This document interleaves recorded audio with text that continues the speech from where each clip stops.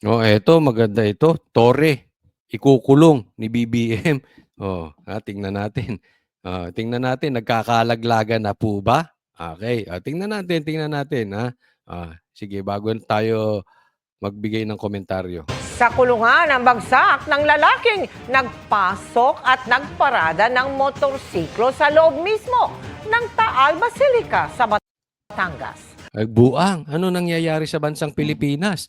Simbahan, sa loob ng simbahan, nagmotorsiklo. O diyan sa Batangas, ha. Buang. Nagmotorsiklo sa loob ng simbahan at doon nagpark. Ganyan na po ang nangyayari sa Pilipinas ngayon.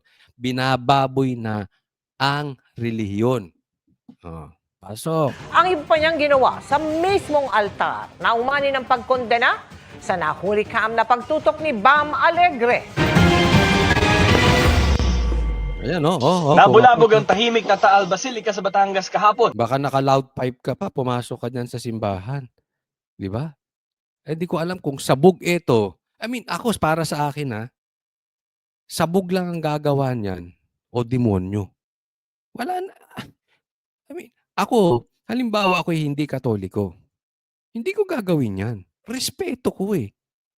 Halimbawa, gawin mo sa loob ng mosque yan. Ako hindi Muslim, pero hindi ko gagawin yan. Bakit? Demonyo na ba ako? Di ba? Anong gagawa niyan? Demonyo lang gagawa niyan. Or adik. Nang biglang pumasok ang motorsiklong ito, nagdire-diretso ang rider at ipinarada ang motor sa harap ng altar. Grabe. Ang angkas niyang babae bumaba at lumayo. Habang may angkas pa. May babae pang kasama. ang lalaki naman umakyat sa altar at umupo sa upuan ng pari. Ayan, tingnan mo yan, pambababoy yan. Kasi alam mo, bakit natin binabanggit? Nawala na po ang moralidad ng mga Pilipino. Naging masamang halimbawa etong si Torre at si BBM. Dahil nung pinasok nila yung katedral, mas masahol yun. Kasi katedral, pinasok ng daang-daang pulis. Doon naglagay ng kanilang parang headquarters, katedral. So ibig sabihin, diyan po sumasamba ang mga taga KOJC. Kumbagat sa Katoliko, yaan ay simbahan.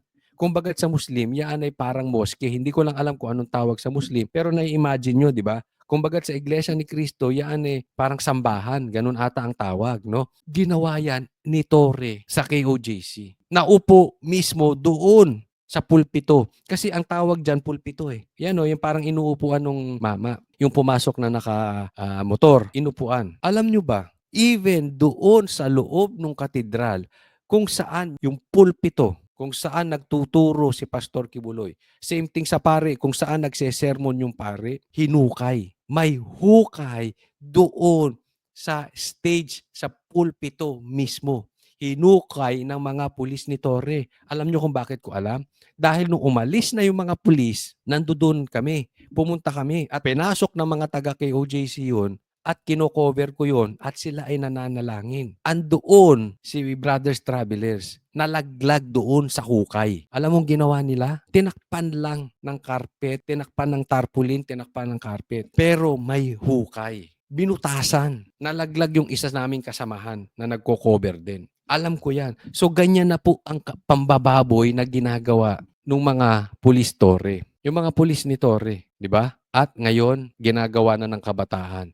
Kasi hinayaan ni Marcos yang ganyang kasamaan. Pinagtanggol pa ni Marcos to the point na nagsinungaling siya, sabi niya walang pumasok na baril. Anong ginawa ng mga pulis? Nagpasok ng sangkatutak na baril dyan. Hindi po kasalanan to ng mga pulis. Naiunawaan ko sila. Ito po ay kasalanan lang ni Torre. Kasi sumunod lang sila sa utos ni Torre. Pinasok yung katedral, doon sila natutulog for 16 days, naggawa sila ng opisina doon, ginawa nilang headquarters, naghukay po sila doon. At ayaw nilang magpapasok ng taga KOJC. Na witness po yan ng mga mainstream media. Kahit yung mga mainstream media ang kakampi nila, hindi pinapasok. Dumating dyan si Robin Padilla, dumating dyan si Bato, hindi rin pinapasok. Ginawang kuta ng mga pulis Torre yan. Ganyan na po ang kababaan, kademonyuhan ng Pilipino. Again, I have nothing against dun sa mga pulis. Kaya lang itong si Torre, yaan na po ang ginawa. Wala na pong respeto sa simbahan. Kahit ano ang sama ng pare or nung head ng isang religion, hindi mo dapat binababoy yung katedral. Hindi mo dapat binababoy yung sambahan. Ito, hindi pa naman convicted si Pastor Kibuloy. So, an accused is considered innocent until proven guilty. Sa katunayan, yung mga kaso ni Pastor Kibuloy, na-dismiss na nga. Na-dismiss na yan. Hinalungkat lang ulit. Kaya that is political harassment. Bigla pang bumalakpak ang lalaki at Diba? itinaas ang kanyang kaliwang paa. Diyan, inis kayo. Bastos, pumalakpak, tinaas ang kamay, paa. Yung mga pulis natutulog nga dyan. Nagdala ng baril sa loob ng KOJC. Kung nababastusan kayo dyan, could you just imagine ano ang ginawa nila Torre doon sa loob ng katedral ng KOJC? Ito ang harapan ng simbahan. Ganito lang kababa yung hagdan kaya madaling naiakyat yung motorsiklo. Nagkataon din na bukas yung pintuan kaya naituloy-tuloy hanggang sa may looban sa lugar ng altar. Ayon sa pulisya, hawak na nila ang lalaki na dinala raw ng ilang concerned citizen. Hindi rin daw siya makausap ng matino. Base dun sa sabi ng magulang, wala daw bisyo yung Wala daw bisyo? Naniniwala kayo? Yung gagawa nun walang bisyo? Hindi. Ako hindi naniniwala. Adik lang yan. Or demonyo. Or mukhang pera. Hindi natin alam. Baka may purpose kaya pinasok. Di ba? Kasi may nalalaman tayo, nagnanakaw sa loob di ba?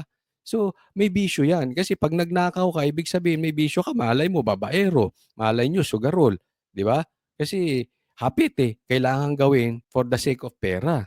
So ako hindi ako maniniwala yung taong gagawa niyan walang bisyo, napaka-imposible. Yung bababuyin mo ang isang sambahan, napaka-imposibleng walang bisyo. bata. Pero nung nandito na yung bata ay nanghihingi siya ng sigarilyo sa mga kapwa preso niya. Ay nang tinanong natin ay sabi niya ay nakagamit siya ng marijuana. Ayun, di ba? Di umamin, di ba? Buti pa yung mama umamin, buti pa yung bata umamin. Yung ibang mga politiko hindi umaamin, addict sila But anyway, ganun talaga. Alangan namang aminin nila. Malaking pera mawawala sa kanila dahil matatanggal sila sa posisyon. Aayawan sila ng taong bayan kung sasabihin nilang politiko sila tapos addict sila, di ba? Pero naniwala kayo? Imposibleng gagawin ng isang tao yan na walang bisyo. Nabili niya online. Depensa ng suspect, Grabe, marijuana nabibili hindi raw niya online. pinagsisisihan ang ginawang pagpasok ng motorsiklo sa simbahan. Parang gusto ko lang po mabasbasan. Mm. Yun po. Yun po ang gusto ko. Depende nila sa kanila kung masamang tingin nila sa akin. Dahil gusto ko mabago ang buhay ko. Ikaw hindi masama tingin mo sa inyo? Hindi nga, sumuko naman ho ako Kung hindi ako sumuko, wala ako dito. Baka yung nagtatago na. Kakasuhan siya ng paglabag sa Article 133 ng Revised Penal Code o offending the religious feelings.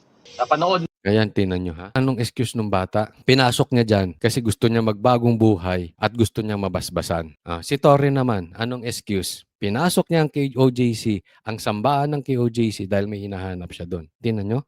Instead na umamin sa mali, same na same sila. Instead na magpakalalaki at aminin yung kanilang pagkukulang, nagpapalusot. Sasamba ka lang pala bakit kailangan mo pang nagmotor hanggang loob? Di i-park mo sa labas, tapos pumasok ka ng maayos. Si Torre naman. Ba't nagdala ka doon at nag-stay ka pa ron sa loob ng katedral? Kung sa tingin mo, nandoon si Pastor Kibuloy, di sana hinanap nyo. Ang liit-liit nung katedral na yun. Yung katedral, kaya mong bulat-latin yun sa loob ng isang oras. Sobra-sobra pa yun. Maliit lang yun Saan magtatago doon si Pastor Kibuloy? Ang dami nyong pulis. Di sana, kinordonan nyo. Ginagawa nyo na yan Buong paligid ng katedral, kinordonan nyo ng tao. Halongkatin ninyo. Di ba? Ba't nag-stay kayo doon? Di ba? Pareha silang excuses. Pero ito masama. Ito kinulong. Dapat ikulong si Torre. Ako'y naniniwala ikukulong ni BBM to si Torre. Di ba? Kasi alam mo, BBM, pag hindi mo kinulong si Torre, paglapastangan sa batas yun. Sabi nga dito, nalabag. Nalabag yung isang batas patungkol doon sa na mayroong na-offend na sabi yung religious. Balikan natin. o offending the religious feelings. Napanood Offending the religious feelings.